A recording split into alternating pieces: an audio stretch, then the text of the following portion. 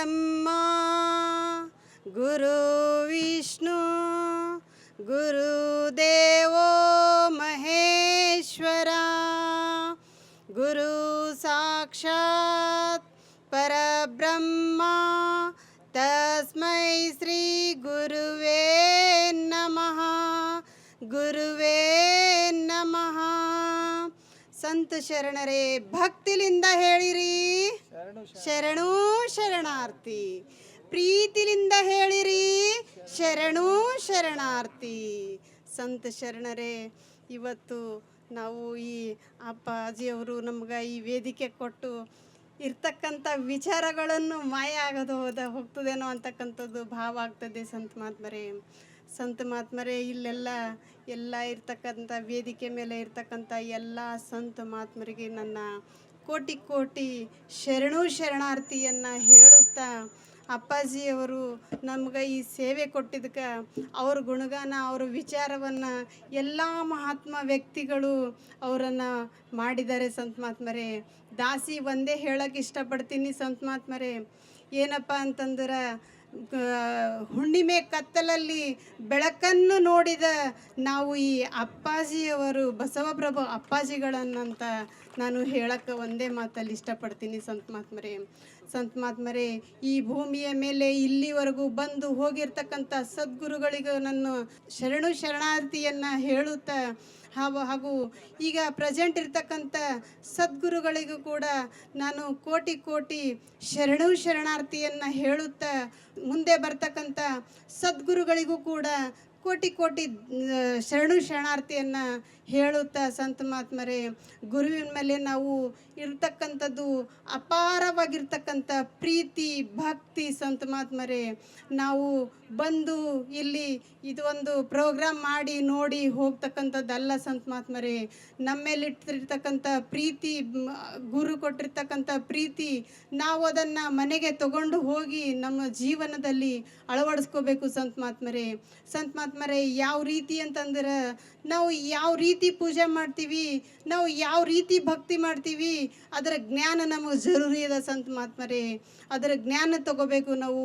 ಅದರ ಜ್ಞಾನ ತಗೊಂಡಾಗ ಅದರ ಪೂಜೆ, ಆ ಭಕ್ತಿಗೆ ಸ್ವಾರ್ಥಕತೆ ಅದ. ಸಂತ ಮಹಾತ್ಮರೇ, ಒಬ್ಬರು ಅಜ್ಜಿ ಇರ್ತಾರೆ, ಗುರುವಿನ ಮೇಲೆ ಇಟ್ಟಿರ್ತಕ್ಕಂಥ ಅಪಾರವಾದ ಭಕ್ತಿ ಇರ್ತದೆ. ಸಂತ ಮಹಾತ್ಮರೇ, ಆ ಅಜ್ಜಿಗೆ ದಿನಾಲೂ ಕೂಡ ಪ್ರಸಾದವನ್ನು ರೆಡಿ ಮಾಡಿಟ್ಟು ಆ ಗುರುಗಳನ್ನು ಮನೆಗೆ ಬಂದು ಪ್ರಸಾದ ಸ್ವೀಕರಿಸಿದ ನಂತರನೇ ತಾನು ಪ್ರಸಾದವನ್ನು ಮಾಡ್ತಾರೆ. ಸಂತ ಮಹಾತ್ಮರೇ, ಅವಾಗ ರಾಮನ ಸಮಯದಲ್ಲಿ ಅವಾಗ ತಾಯಿ ಹಂಗೆ ಹಾದಿ ಕಾಯ್ತಿದ್ರು ಅವರು ರಾಮಗಾಗಿ. ದಿನಾಲೂ ಕೂಡ ಅದೇ ರೀತಿ ಆ ಅಜ್ಜಿ ಕೂಡ ಸದ್ಗುರುವಿಗೆ ದಾರಿ ಕಾಯ್ತಾ ಕುಂತಿರ್ತಾರೆ. ಸಂತ ಮಹಾತ್ಮರೇ, ಕುಂತಿರುವಾಗ ದಿನಾಲೂ ಅದನ್ನು ನೋಡಿ ಪರಮಾತ್ಮ ಏನು ಮಾಡ್ತಾರೆ. ಸಂತ ಮಹಾತ್ಮರೇ, ಆ ಅಜ್ಜಿಯ ಭಕ್ತಿಗೆ ಮೆಚ್ಚಿ ಪರಮಾತ್ಮ ಪ್ರತ್ಯಕ್ಷನಾಗಿ ಬರ್ತಾರೆ. ಸಂತ ಮಹಾತ್ಮರೇ, ಬಂದ್ಬಿಟ್ಟು ಅಜ್ಜಿ ಬಾಗಲಲ್ಲಿ ಪ್ರಸಾದವನ್ನು ಮಾಡಿಬಿಟ್ಟು ಕುಂತಿರ್ತಾರೆ.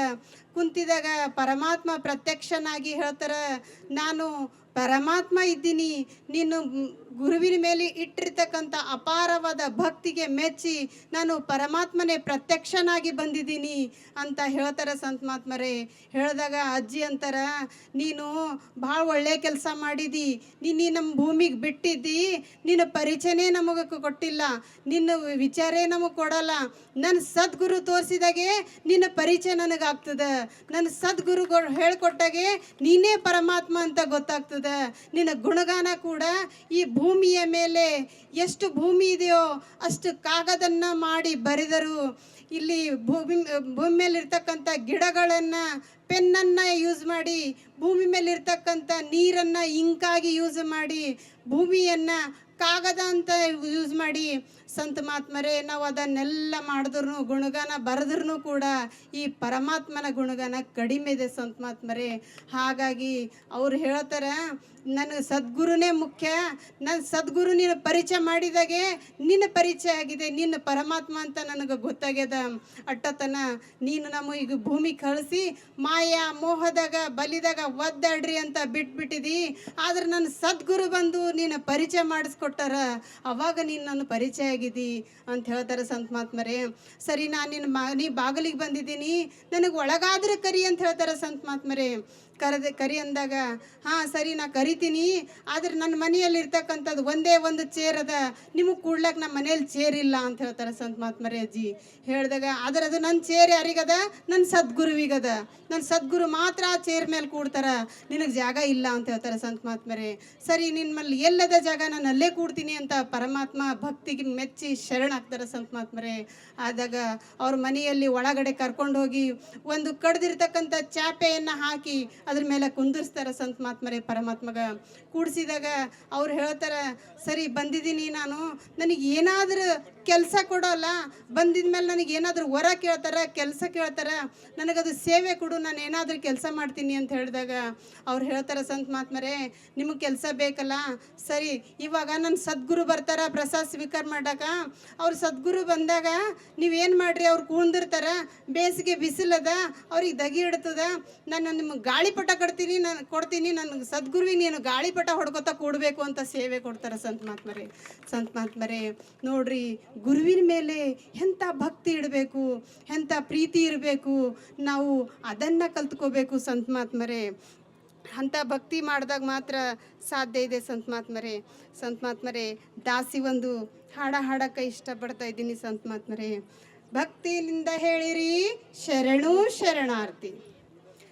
ಆಗಿ ಬಿಡೆ ಶರಣಾಗಿ ಬಿಡೆ, ಗುರುದೇವ ಎನ್ನುತ್ತ ಶಿರವಾಗಿ ಬಿಡೆ. ಆಗಿ ಬಿಡೆ ಶರಣಾಗಿ ಬಿಡೆ, ಗುರುದೇವ ಎನ್ನುತ್ತ ಶಿರವಾಗಿ ಬಿಡೆ. ಗುರುದೇವ ಎನ್ನುತ್ತ ಶಿರವಾಗಿ ಬಿಡೆ. ಗುರು ಎಂದರೆ ಪರಬ್ರಹ್ಮ ಕಣೆ, ಆತನಿಲ್ಲದ ಬಾಳು ವ್ಯರ್ಥ ಕಣೆ. ಗುರು ಎಂದರೆ ಪರಬ್ರಹ್ಮ ಕಣೆ, ಆತನಿಲ್ಲದ ಬಾಳು ವ್ಯರ್ಥ ಕಣೆ. ಭಕ್ತಿ ಎಂಬುದು ಅವನಲ್ಲಿಡಬೇಕಣೆ, ಶ್ರದ್ಧೆ ಎಂಬುದು ನಿನಗಿರಬೇಕಣೆ. ಆಗಿ ಬಿಡೆ ಶರಣಾಗಿ ಬಿಡೆ, ಗುರುದೇವ ಎನ್ನುತ್ತ ಶಿರವಾಗಿ ಬಿಡೆ. ಗುರುದೇವ ಎನ್ನುತ್ತ ಶಿರವಾಗಿ ಬಿಡೆ. ದುಷ್ಟ ಗುಣಗಳ ಹಿಟ್ಟು ಮಾಡೆ, ಅಷ್ಟಮದಂಗಳ ರೊಟ್ಟಿ ಸುಡೆ. ದುಷ್ಟ ಗುಣಗಳ ಹಿಟ್ಟು ಮಾಡೆ, ಅಷ್ಟಮದಂಗಳ ರೊಟ್ಟಿ ಸುಡೆ. 6 ವರ್ಗದ ಕಾಯಿ ಪಲ್ಯ ಮಾಡೆ, ನಿಷ್ಠೆಯಿಂದಲೇ ಶಿವನಿಗೆಡೆಯ ನೀಡೆ. 6 ವರ್ಗದ ಕಾಯಿ ಪಲ್ಯ ಮಾಡೆ, ನಿಷ್ಠೆಯಿಂದಲೇ ಶಿವನಿಗೆಡೆಯ ನೀಡೆ.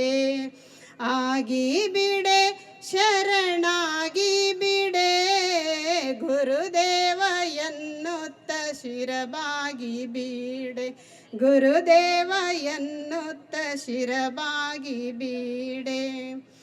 ಸಂತೆ ಮಾಡಲು ನೀನು ಬಂದೆ ಕಣೆ, ಹೊತ್ತು ಹೋದರೆ ಕತ್ತಲಾದೀತ್ ಕಣೆ. ಸಂತೆ ಮಾಡಲು ನೀನು ಬಂದೆ ಕಣೆ, ಹೊತ್ತು ಹೋದರೆ ಕತ್ತಲಾದೀತ್ ಕಣೆ. ಅಚ್ಚುಕಟ್ಟಾಗಿ ಸಂತೆ ಮಾಡಬೇಕಣೆ, ರಗಳೆ ಮಾಡುತ್ತ ಕಾಲ ಕಳೆಬೇಡ್ಕಣೆ. ಅಚ್ಚುಕಟ್ಟಾಗಿ ಸಂತೆ ಮಾಡಬೇಕಣೆ, ರಗಳೆ ಮಾಡುತ್ತ ಕಾಲ ಕಳಿಬೇಡ್ಕಣೆ. ಆಗಿ ಬಿಡೆ ಶರಣಾಗಿ ಬಿಡೆ, ಗುರುದೇವ ಎನ್ನುತ್ತ ಶಿರವಾಗಿ ಬಿಡೆ. ಗುರುದೇವ ಎನ್ನುತ್ತ ಶಿರವಾಗಿ ಬಿಡೆ.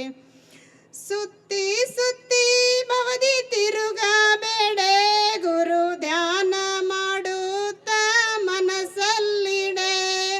ಸುತ್ತಿ ಸುತ್ತಿ ಭವದಿ ತಿರುಗಬೇಡೆ, ಗುರು ಧ್ಯಾನ ಮಾಡುತ್ತ ಮನಸ್ಸಲ್ಲೇ ಇಡೆ.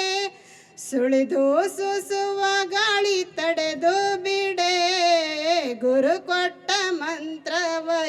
ಎಳೆದು ಬಿಡೆ. ಸುಳಿದು ಸೂಸುವ ಗಾಳಿ ತಡೆದು ಬಿಡೆ. ಗುರು ಕೊಟ್ಟ ಮಂತ್ರವ ಎಳೆದು ಬಿಡೆ. ಆಗಿ ಬಿಡೆ ಶರಣಾಗಿ ಬಿಡೆ. ಗುರುದೇವ ಎನ್ನುತ್ತ ಶಿರವಾಗಿ ಬಿಡೆ. ಗುರುದೇವ ಎನ್ನುತ್ತ ಶಿರವಾಗಿ ಬಿಡೆ. ಬಾಗಿಲನ್ನೊಂದು ಪುರಕ್ಕಿಟ್ಟ ಕಣೆ. ಮತ್ತೆ ಎರಡು ಕದ ಮುಚ್ಚಿಟ್ಟಾನ್ ಕಣೆ.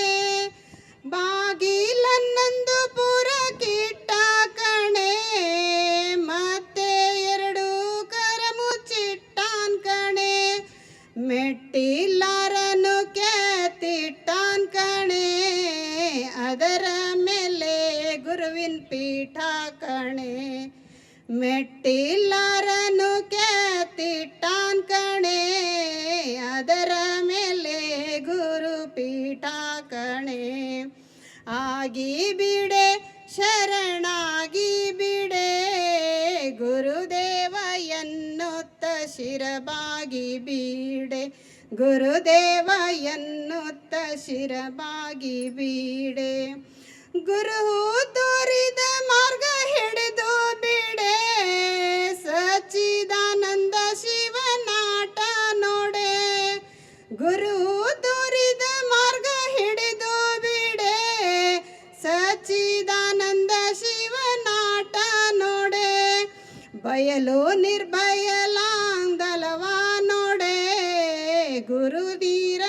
ಗುರು ನಿರಂಕಾರ ನೊಳ್ ಸೇರಿ ಬಿಡೆ. ಬಯಲು ನಿರ್ಭಯಲಾಂಗಳವ ನೋಡೆ. ಗುರು ನಿರಂಕಾರ ನೊಳ್ ಸೇರಿ ಬಿಡೆ. ಆಗಿ ಬಿಡೆ ಶರಣಾಗಿ ಬಿಡೆ. ಗುರುದೇವ ಎನ್ನುತ್ತ ಶಿರಬಾಗಿ ಬಿಡೆ. ಗುರುದೇವ ಎನ್ನುತ್ತ ಶಿರಬಾಗಿ ಬಿಡೆ. ಗುರುದೇವ ಎನ್ನುತ್ತ ಶಿರಬಾಗಿ ಬಿಡೆ. ದಾಸಿ ಹೇಳೋದ್ರಲ್ಲಿ ಏನಾದರೂ ತಪ್ಪಾದರೂ ಕ್ಷಮಿಸಬೇಕು. ಶರಣು ಶರಣಾರ್ಥಿ. ಎಲ್ಲ ವೇದಿಕೆ ಮೇಲೆ ಇರ್ತಕ್ಕಂಥ ಎಲ್ಲ ಗುರು ಹಿರಿಯರಿಗೂ, ಸಾಹಿತಿಗಳಿಗೂ, ನ್ಯಾಯಾಧೀಶರಿಗೂ ಅನಂತ ಕೋಟಿ, ಅವರ ಚರಣಗಳಿಗೆ ಅನಂತ ಕೋಟಿ ಶರಣು ಶರಣಾರ್ಥಿಗಳನ್ನು ಹೇಳುತ್ತಾ, ಹಾಗೆ ಕೆಳಗಡೆ ಕೂತ್ಕೊಂಡಂಥ ಈ ಸಂತ ಶರಣರ, ಈ ಅನುಭಾವಿಗಳ ತಮ್ಮೆಲ್ಲರ ದರ್ಶನ ಮಾಡಿಕೊಂಡು ಬಹಳ ಖುಷಿ ಆಗ್ತಾ ಇದೆ. ಇವತ್ತು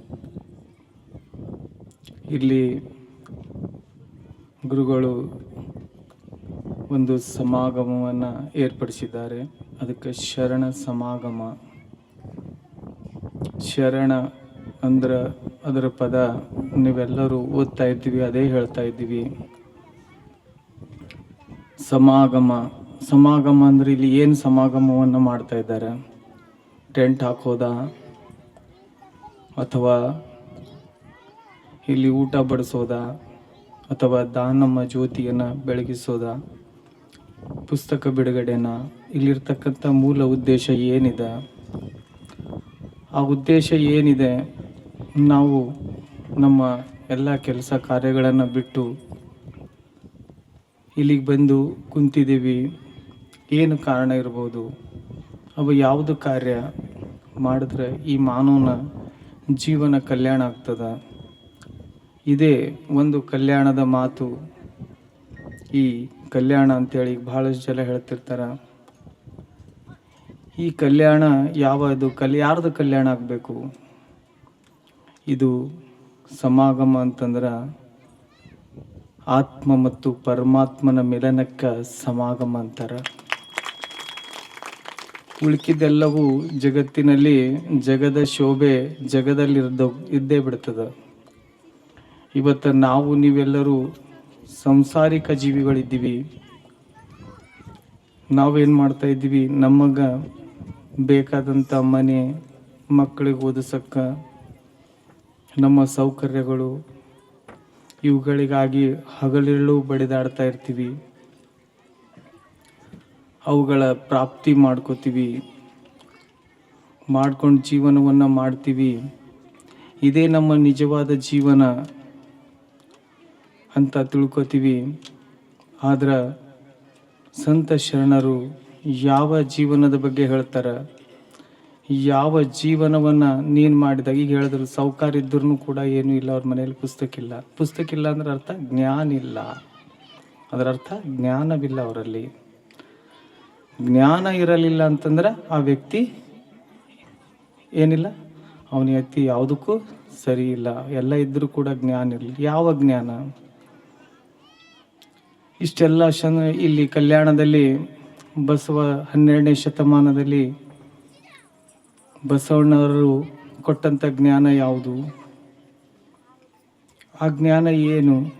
ಕೇವಲ ಇಲ್ಲಿ ನನಗೆ ಕೊಟ್ಟಂಥದ್ದು ಒಂದು ವಿಷಯ, ಜಗದಗಲ ಪರಮಾತ್ಮನ ದರ್ಶನ.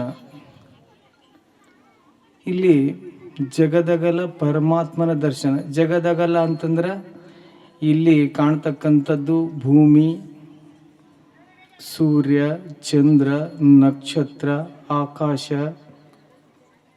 ಗಿಡ ಮರಗಳು ಇವೆಲ್ಲವೂ ಕೂಡ ಅದರಲ್ಲಿ ಒಳಗಡೆನೇ ಆದವು. ಇದು ಜಗದಗಲ. ಅದಕ್ಕೆ ಬಸವಣ್ಣವರು ಆಕಾಶದತ್ತ ಅಂತ ಹೇಳಿದ್ರು. ನಿಮ್ಮ ಶ್ರೀಮುಕುಟ, ಪಾತಾಳದತ್ತ ನಿಮ್ಮ ಶ್ರೀಚರಣ. ಈ ಪರಮಾತ್ಮನ ಒಂದು ಅನುಭವವನ್ನು ನಾವು ಪಡ್ಕೊಳ್ಳಕ್ಕೆ ಈ ಸಮಾಗಮದಲ್ಲಿ ಬಂದಿದ್ದೀವಿ. ಒಂದು ವೇಳೆ ಈ ಸಮಾಗಮದಲ್ಲಿ ಆ ಪರಮಾತ್ಮನ ದರ್ಶನ ಆಗಲಿಲ್ಲ ಅಂದರೆ ಏನಾಗ್ತದೆ? ನಮ್ಮ ಜೀವನದಲ್ಲಿ ನಾವು ಮೊದಲು ಹೆಂಗಿರ್ತೀವೋ ಹಾಗೆ ಉಳಿದು ಬಿಡ್ತೀವಿ. ಯಾವುದೇ ಪರಿವರ್ತನೆ ಆಗೋದಿಲ್ಲ. ಪರಿವರ್ತನೆ ಆಗಬೇಕಾದ್ರೆ ನಾವು ಏನು ಆಧಾರದ ಮೇಲೆ ಜೀವಿಸ್ತಾ ಇದ್ದೀವಿ ನಾವು ವಿಚಾರ ಮಾಡ್ತಕ್ಕಂಥದ್ದು. ನಾನು ಡೈರೆಕ್ಟ್ ಹೋಗ್ತೀನಿ, ಯಾಕಂದ್ರೆ ಸಪ್ಪಿಗಳು ಮೋಸಂಬಿ ಕುಡಿಬೇಕಾಯ್ತಂದ್ರೆ ರಸನೇ ಕುಡಿಬೇಕು. ಡೈರೆಕ್ಟ್ ರಸ ಕುಡಿದ್ರೆ ಮಜಾ ಬರ್ತದೆ. ಸಪ್ಪಿ ತಿಂದ್ರೆ, ಬೀಜ ತಿಂದ್ರೆ, ಅದರ ಫೈಬರ್ ತಿಂದ್ರೆ ಎಂದೂ ಮಜಾ ಬರಲ್ಲ. ಅದಕ್ಕೆ ಇಲ್ಲಿ ಬಂದು ನಾವು ಅದಕ್ಕೆ ಹೇಳ್ತಾರೆ, ಎಲ್ಲೇ ಸಾಧು ಸಂತರ ಶರಣರ ಚರಣಕ್ಕೆ ನೀವು ಹೋದ್ರಿ ಅಂತಂದ್ರೆ ನನ್ನ ಮಗ ಪಾಸ್ ಆಗಲ್ಲ, ನನ್ನ ಮಗ ಮಾತು ಕೇಳತ್ತಿಲ್ಲ, ನನಗಂಬದು ನನ್ನ ನೌಕರಿ ಹತ್ತಲತ್ತಿಲ್ಲ, ಮದುವೆ ಆಗ್ಲತ್ತಿಲ್ಲ, ಇವುಗಳನ್ನು ಕೇಳಬೇಡ್ರಿ. ಒಂದೇ ಒಂದು ಕೇಳ್ರಿ, ನನ್ನ ಆತ್ಮದ ಕಲ್ಯಾಣ ಹೆಂಗೆ ಆಗ್ತದೆ ಅಂತ. ಯಾಕಂತಂದ್ರೆ ಈ ಜಗತ್ತಿನಾಗ ನೀವೆಲ್ಲ ಕಮಾಸಿದ್ದು ಯಾರೂ ಒಯ್ದಿಲ್ಲ, ನೀವು ಒಯ್ಯಲ್ಲ, ಭ್ರಮೆ ಇದ್ರಿ. ಆ ನೆರಳು ಏನಪ್ಪ ಅಂತಂದ್ರೆ ಗಿಡದ ತೆಳಗೆ ಹೋಗಿ ಕುಂತೇವು ಅಂತಂದ್ರೆ, ಗುರು ಅಂತಕ್ಕಂಥ ಗಿಡದ ತೆಳಗೆ ಹೋಗಿ ಕುಂತೇವು ಅಂದ್ರೆ ನಮಗೆ ನೆರಳೇ ಇರಲ್ಲ. ಅದು ಯಾಕಂತಂದ್ರೆ ಅದು ನಮ್ಮ ಹಿಂಬಾಲಿಸಲ್ಲ. ಅದಕ್ಕೆ ಇಲ್ಲಿ ಹೇಳ್ತಕ್ಕಂಥದ್ದು ಒಂದು ಮಾತು ಏನಪ್ಪ ಅಂತಂದ್ರೆ, ಯಾವ ಆಧಾರದ ಮೇಲೆ ವ್ಯಕ್ತಿ ಜೀವನವನ್ನು ಮಾಡ್ತಾನೆ. ಒಂದು ಇದು ಜ್ಞಾನ. ಜ್ಞಾನ ಅಂದ್ರೇನು? ಪರಿಚಯ. ಯಾರ ಪರಿಚಯ? ಪರಮಾತ್ಮನ ಪರಿಚಯ. ಜ್ಞಾನ ಅಂತಂದ್ರೆ ಮತ್ತೇನಿಲ್ಲ. ಭಕ್ತಿ ಅಂತಂತಂದ್ರೆ ಎಲ್ಲವನ್ನೂ ಸಾಹಿತ್ಯ ಓದುತ್ತಾ, ಎಲ್ಲವನ್ನೂ ಪಡ್ಕೋತಾ ಈ ಪರಮಾತ್ಮನನ್ನು ಪಡಿಬೇಕು. ಪರಮಾತ್ಮನನ್ನು ಪಡೆಯುವುದು ಭಕ್ತಿ ಆಗ್ಯದ. ಇಲ್ಲೋದ್ರ ಉಳ್ಕಿದೆಲ್ಲವೂ ಓದೋದ್ರಲ್ಲೇ ಉಳಿದು ಬಿಟ್ಟೆವು ಅಂತಂದ್ರೆ ಜೀವನ ವ್ಯರ್ಥ ಆಗ್ಬಿಡ್ತದೆ. ಯಾಕಂತಂದ್ರೆ ಬಸವಣ್ಣವ್ರು ಎಲ್ಲಿ ಬರ್ದಿಲ್ಲ ನಮ್ಮ ವಚನಗಳು ಓದೋದ್ರಲ್ಲಿಂತ ನಿನ್ನ ಕಲ್ಯಾಣ ಆಗ್ತದಂತ. ಬಸವಣ್ಣವ್ರು ಹೇಳಿದ್ದು ಆ ವಚನದಲ್ಲಿರ್ತಕ್ಕಂಥ ಕಾರ್ಯಗಳನ್ನು ನೀವು ಮಾಡಿದಾಗ ಕಲ್ಯಾಣ ಆಗ್ತದೆ ಹೊರತು ವಚನಗಳು ಓದೋದ್ರಿಂತಲ್ಲ. ಇವತ್ತು ನಿಮ್ಮ ಹಣೆ ಬರ ಹೆಂಗಾಗಿ ಹೋಗ್ಬಿಟ್ಟದಂತಂದ್ರೆ ನಮಗೆ ಬಸವಣ್ಣ ಬೇಕು, ಬಸವಣ್ಣ ಹೇಳಿದ ಯಾವುದೂ ಬೇಡ ಅಂತ ಹಣೆ ಬರ ಆಗ್ಬಿಟ್ಟದ ನಮ್ದು. ಯಾಕಂದ್ರೆ ನಡೆಯೋಕ್ಕಾಗಲ್ರಿ, ನಾವೇ ನಡಿಬೇಕು.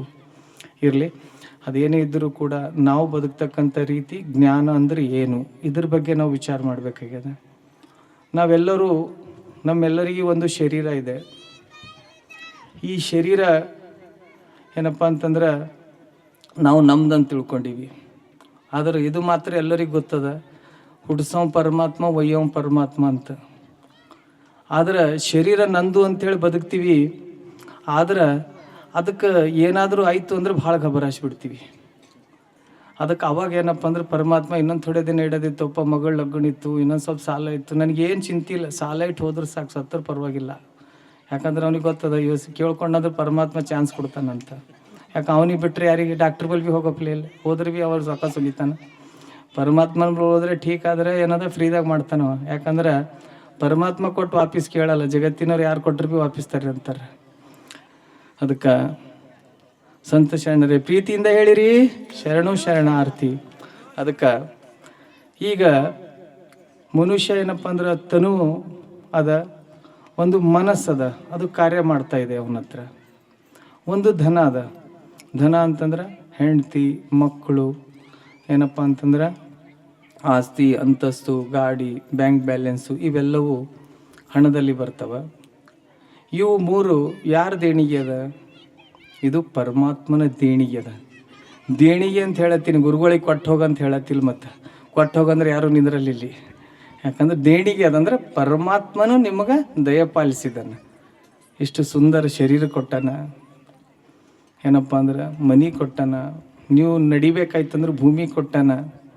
ನೀವು ಯಾರು ಚಿಂತೆ ಮಾಡ್ತಿರೋ ನಮಗೆ ಗೊತ್ತಿಲ್ಲ, ನಿಮ್ಮ ಬಾಯ್ದಾಗ ಹಲ್ವಿ ಇದ್ದಿಲ್ಲ, ನಿಮ್ಗೆ ಹೇಳಕ್ಕೂ ಬರ್ತಿದ್ದಿಲ್ಲ. ತಾಯಿಯ ಎದೆಯಲ್ಲಿ ಹಾಲಿಟ್ಟನ, ನೀವು ಯಾರು ಚಿಂತೆ ಮಾಡ್ತಿರೋ ನಿಮಗೆ ಗೊತ್ತು. ಅದಕ್ಕೆ ನೀವು ಏನಪ್ಪ ಅಂತಂದ್ರೆ ಇಡೀ ಜೀವನದಲ್ಲಿ ಈ ತನು ಮನ ಧನ ಪರಮಾತ್ಮನ ದೇಣಿಗೆ ಅದ. ಅಂದ್ರೆ ಇದು ಅವನು ದಯಪಾಲಿಸಿದ್ದಾನೆ, ಇದು ಅವನದಂಥೇಳಿ ಉಪಯೋಗ ಮಾಡಿರಿ.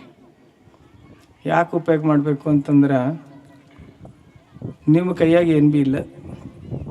ಯಾರು ಯಾವಾಗ ಸಾವುಕಾರ ಆಯ್ತಾರೋ ಯಾವಾಗ ಬಿಡೋ ಆಯ್ತಾರೋ ಗೊತ್ತಿಲ್ಲ. ಇಂತಾನೇ ಹೆಂಡತಿ ಸಿಗ್ತಾಳಂತ ಗೊತ್ತಿಲ್ಲ.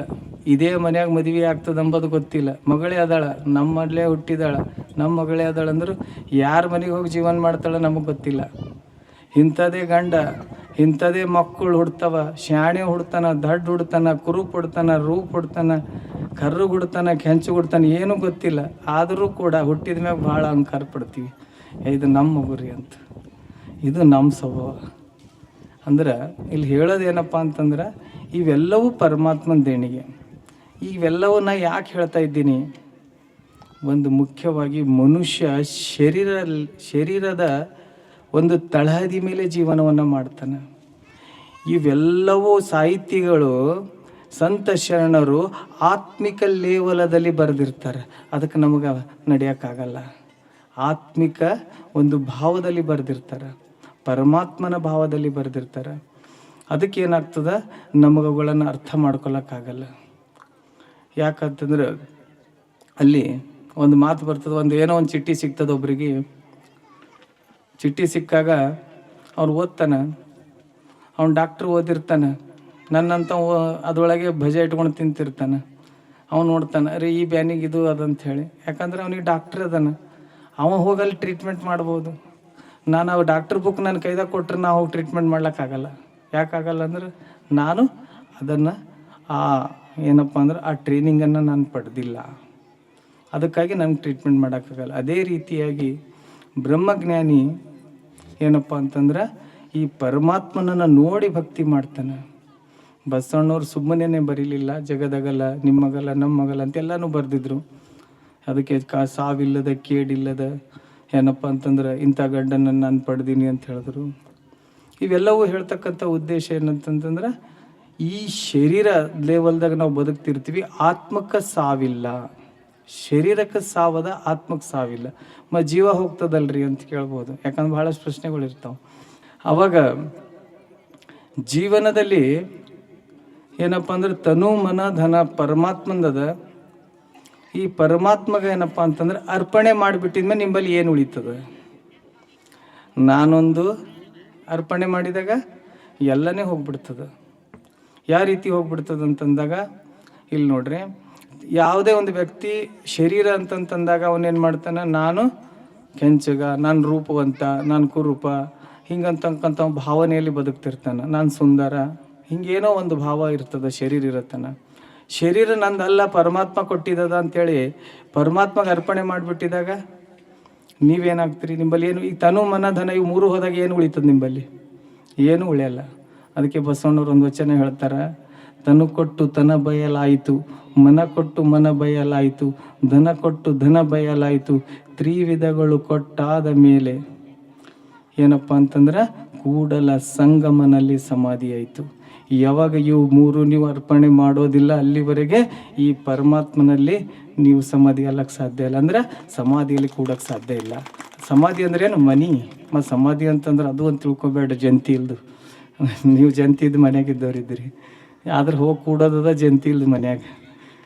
ಅದಕ್ಕೆ ಹೇಳ್ತಾರಲ್ಲ, ಹಾಡ್ತಾರೆ ಭಾಳ ಚಲೋ ಅದೊಂದು ಜಾನಪದ ಇರಲಿ.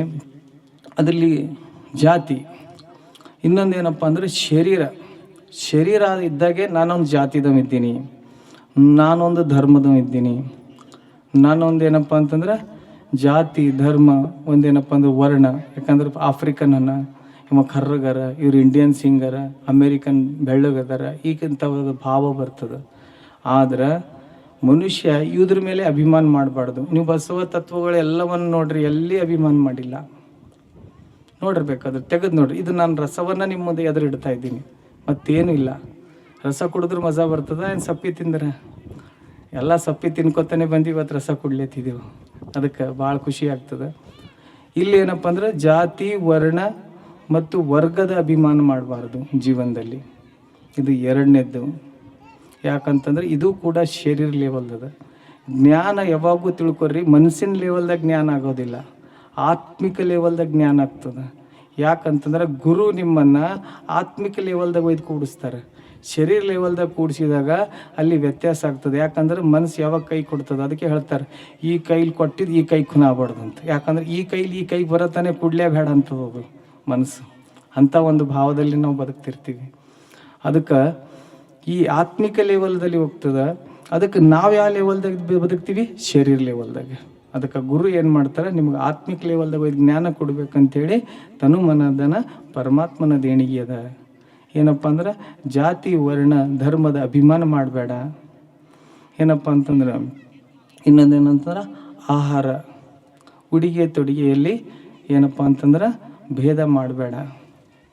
ಸಾಮಾನ್ಯವಾಗಿ ನಾವು ನೋಡ್ತಾ ಇರ್ತೀವಿ, ಇವತ್ತಿನ ದಿನ ಈ ಆಹಾರದಲ್ಲಿ ಕೂಡ ನಾವೇನಪ್ಪ ಅಂತಂದ್ರೆ ಈ ಸಮಾಜವನ್ನು ಒಡೆದು ಬಿಟ್ಟಿವಿ. ಧರ್ಮ ಜೋಡಿಸುವುದು ಬೇರ್ಪಡಿಸುವುದಲ್ಲ, ಧರ್ಮದ ಕೆಲಸ ಜೋಡಿಸ್ಬೇಕಾಗ್ಯದ. ಇವತ್ತು ನಾವು ಬೇರ್ಪಡಿಸ್ತಾ ಇದ್ದೀವಿ. ಇದು ಇವತ್ತಿನ ವಿಪರ್ಯಾಸ ಅದ.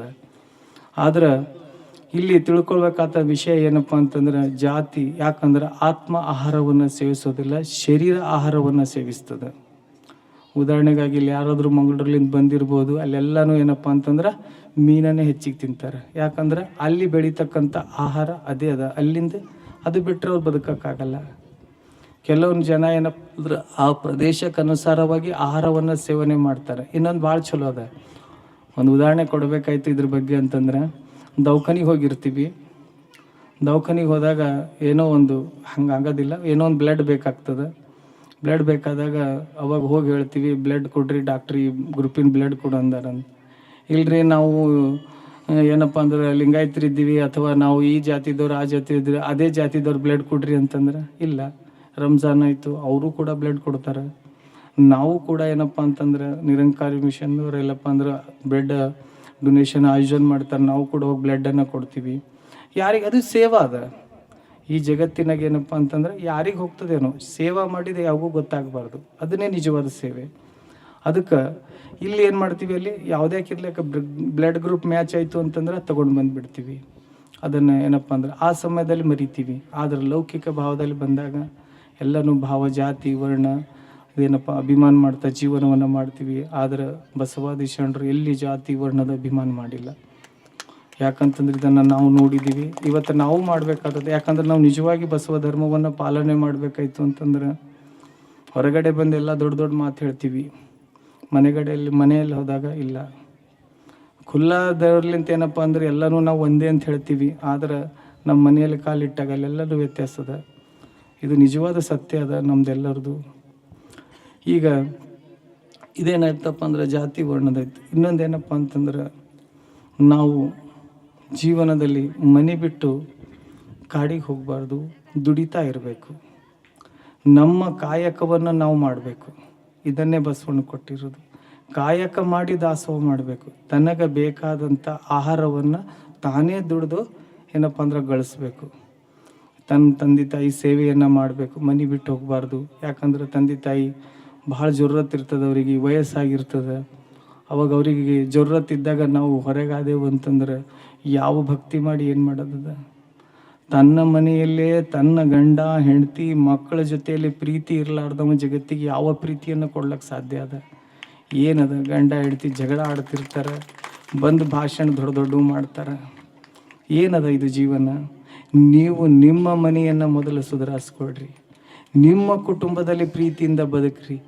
ಗಂಡ ತಪ್ಪು ಮಾಡಿದ್ರೆ ಹೆಂಡತಿ ಕ್ಷಮಿಸ್ರಿ, ಹೆಂಡತಿ ತಪ್ಪು ಮಾಡಿದ್ರೆ ಗಂಡ ಕ್ಷಮಿಸ್ಲಿ. ಇದು ನಿಮ್ಮ ಜೀವನ ಆಗಬೇಕಾಗ್ಯದ.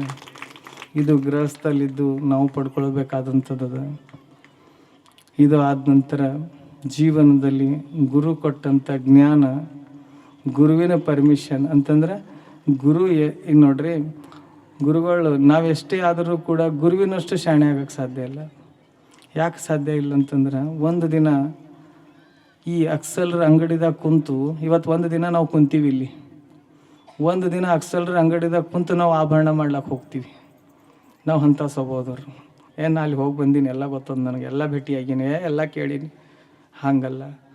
ನಿಜವಾಗಿ ಗುರು ಏನನ್ನ ಹೇಳ್ತಾರೆ, ಯಾಕೆ ಹೇಳತ್ತಾರ, ಇದ್ರಲಿಂತ ಏನು ನಿಜವಾಗಿ ಏನು ಕಲ್ಯಾಣ ಅದ, ಏನು ಸುಮ್ಮನೆ ಏನೋ ಮಾತೇಳಿ ಹೋಗ್ಲತ್ತಾರ?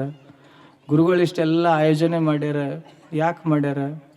ಸುಮ್ಮನೆ ಅವರಿಗೆಲ್ಲ ವರ್ಷಿಗೊಂದು ಎಲ್ಲ ಸ್ವಾಮಿಗಳು ಮಾಡ್ತಾರೆ, ಅವರು ಮಾಡಿರ್ಬೇಕು? ಇಲ್ಲ. ಇಲ್ಲಿ ನಿಜವಾಗಿ ನಿಮ್ಮ ಆತ್ಮದ ಕಲ್ಯಾಣ ಆಗ್ತದೆ. ನೀವು ಮಾನವ ಜನ್ಮಕ್ಕೆ ಬಂದು ಯಾವ ಕಾರ್ಯವನ್ನು ಮಾಡಿ ಈ ಮಾನವ ಏನಪ್ಪ ಅಂತ ಜೀವನ ಕಲ್ಯಾಣ ಮಾಡ್ಕೋಬೇಕಾದ ಆ ಕಾರ್ಯವನ್ನು ಇವ್ರು ಮಾಡ್ಲಿಕ್ಕೆ ಇವತ್ತು ನಿಮ್ಮೆಲ್ಲರಿಗೆ ಇಲ್ಲಿ ಕರ್ಕೊಂಡ್ಬಂದಿದ್ದಾರೆ. ಅದಕ್ಕೆ ಇಷ್ಟ ಆಯಿತು. ಇದಾದ್ಮ್ಯಾಕ ನಾವು ಬದುಕ್ತಕ್ಕಂಥ ಪರಮಾತ್ಮನ, ಜಗದಗಲ ಪರಮಾತ್ಮನ ದರ್ಶನ. ಈ ವಿಷಯದಲ್ಲಿ ಒಂದು ಮುಖ್ಯವಾಗಿ ಏನಪ್ಪ ಅಂತಂದ್ರೆ ನಾವು ನೋಡ್ತೀವಿ 9, ಇದು 9 ಶಬ್ದ ಯಾವಾಗೂ ಭಾಳ ಉಪಯೋಗ ಮಾಡ್ತೀವಿ. ದಶರಥ್ ಅಂತಂತೀವಿ, 10ನೇದವನಿಗೆ ದಶರಥ್ ಅಂತೀವಿ ನಾವು. ಈ 9ರ ಮ್ಯಾಗ ಕುಂತವನೇ 10ನೇದವ ಬ್ರಹ್ಮನ. ಅವನಿಗೆ ಏನಪ್ಪ ಅಂದ್ರೆ ಕೂಡಲ ಸಂಗಮ ಅಂದರು, ಅವರಿಗೆ ಏನಪ್ಪ ಅಂತಂದ್ರೆ ಚನ್ನಮಲ್ಲಿಕಾರ್ಜುನ ಅಂದರು, ಅವರಿಗೆ ಗುಹೇಶ್ವರ ಅಂದರು. ಯಾರ್ಯಾರಿಗೆ ಎಲ್ಲೆಲ್ಲಿ, ಯಾಕಂದ್ರೆ ಪರಮಾತ್ಮ ವಿಶಾಲನ ಎಲ್ಲ ಕಡೆಯನ್ನ, ಯಾರ್ಯಾರಿಗೆ ಯಾವ ರೀತಿ ದರ್ಶನ ಆಯಿತು ಅವ್ರ ಪ್ರಕಾರ ಹೆಸರುಗಳು ಇಟ್ಕೊಂಡ್ರು. ಅದೇ ಒಂದೇ ಪರಮಾತ್ಮನ ಹೆಸರದ, ಇದು ಬೇರೆ ಏನೂ ಇಲ್ಲ. ಈ ಜಗದಗಲ ಪರಮಾತ್ಮನ ದರ್ಶನ ಅಂತಂದ್ರೆ ಏನು? ಹಾಲಿನಲ್ಲಿ ತುಪ್ಪ ಇದೆ ಅಂಥೇಳಿ ದರ್ಶನ ಮಾಡ್ಕೋಬೇಕು.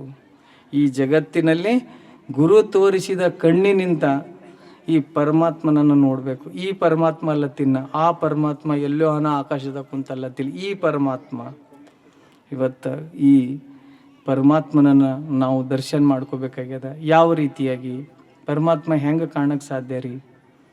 ನಾವು ಏನು ಮಾಡಬೇಕು? ನಾವೇನು ತಪಸ್ಸು ಮಾಡಬೇಕಾ?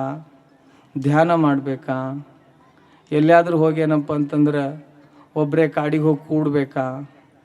ಏನು ಮಾಡಿದ್ರೆ ಪರಮಾತ್ಮ ಸಿಗ್ತಾರೆ? ಪರಮಾತ್ಮ ಸಿಗೋದು ಕೇವಲ ಗುರುವಿನ ಕೃಪೆಯಿಂದ. ಇದು ಗುರು ಕೃಪೆಯಿಂದ ಸಾಧ್ಯ ಅದೇ ಹೊರತು ಮತ್ಯಾವ ನೀವು ಕಾರ್ಯಗಳು ಮಾಡೋದ್ಲಿಂತಿಲ್ಲ. ಏನೇನು ಮಾಡ್ತೀರಿ ಅವೆಲ್ಲವೂ ನಿಮ್ಗೆ ಅಹಮನ್ನು ಕೊಡ್ತಾವ, ಅಹಂಕಾರವನ್ನು ಪಡ್ತಾವ. ನಾನೇನಪ್ಪ ಅಂತಂದ್ರೆ ನೀರಲ್ಲಿ ಎಂಬುದು ಬೆಂಕಿ ಹಚ್ಚಿನಂತಕ್ಕಂಥ ಭಾವ ಬರ್ತದೆ ಹೊರತು ಪರಮಾತ್ಮನನ್ನು ಪಡೆಯೋಕ್ಕಾಗಲ್ಲ. ಈಗ ನೋಡ್ರಿ, ಈ ಜಗತ್ತಿದೆ, ಈ ಜಗತ್ತನ್ನು 3 ಭಾಗ ಮಾಡ್ಬೋದು. ಮೊದಲನೇ ಭಾಗ ತೆಳಗ ನೀರದ, ಮತ್ತೇನಪ್ಪ ಅಂತಂದ್ರೆ ಭೂಮಿ ಅದ, ಮತ್ತೇನಪ್ಪ ಅಂದ್ರೆ ಬೆಂಕಿ ಅದ. ಈ ಕಟ್ಟಿಗೆಯಲ್ಲೆಲ್ಲ ಬೆಂಕಿ ಅದ. ಇದು ನೋಡ್ರಿ, ಭೂಮಿಯಾಗ 3 ಅದಾವ.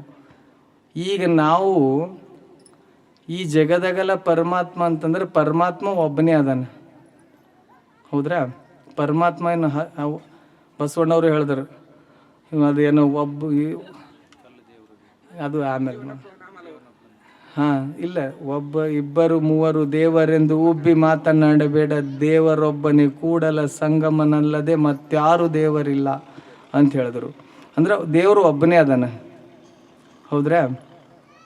ಮತ್ತು ದೇವರು ಒಬ್ಬನೇ ಅನ, ದೇವರು ನಿರಾಕಾರ ಅದಾನ.